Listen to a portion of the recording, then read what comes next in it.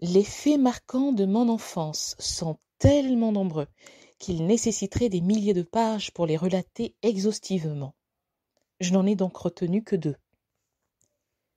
En effet, je suis restée dans le coma durant 3 ans et demi, de 12 à 15 ans et demi.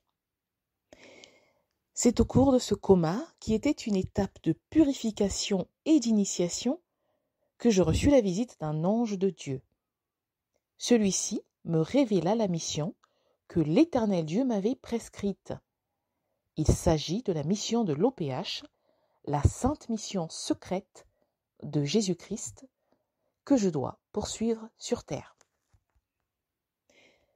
Un jour, entre les années 1951 et 1954, aux environs de 20h30, 22h peut-être, comme d'habitude, je venais de quitter mon village maternel pour Kibossi où j'étais couturier. Je marchais entre les rails de la voie ferrée, après une forte pluie, lorsque j'aperçus 2 personnages étranges. En effet, parvenu à hauteur du pont de la rivière Ngampiema, je vis vers la briqueterie de Kibossi les faisceaux lumineux d'une torche qui s'allumèrent 3 fois de suite.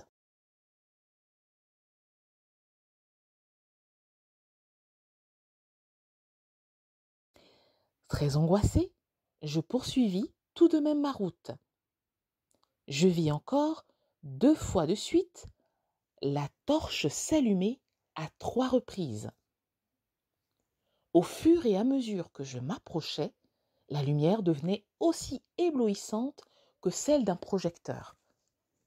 C'est alors que je vis un homme blanc, tout de blanc vêtu.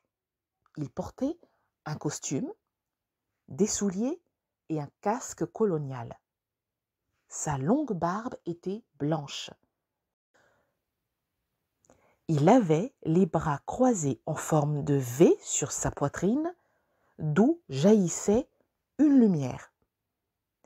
Cet homme blanc était suivi d'un homme noir qui portait un long bâton à l'épaule. À l'arrière de ce bâton, long de 3 ou 4 mètres, était accroché un petit baluchon. Lorsque j'eus croisé les 2 personnages, l'endroit se transforma en un boulevard très éclairé. Je tremblais de tout mon corps et pris de panique, je m'écriai.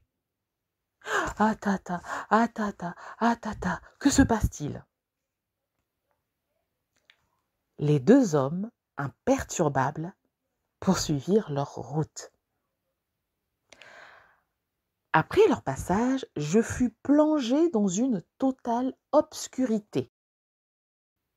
Cependant, devant ceux-ci, perdurait l'intense lumière décrite précédemment.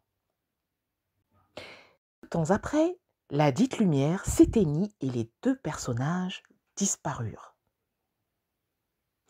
À l'instant même, je me souvins que j'avais une torche et je m'en servis pour continuer ma route.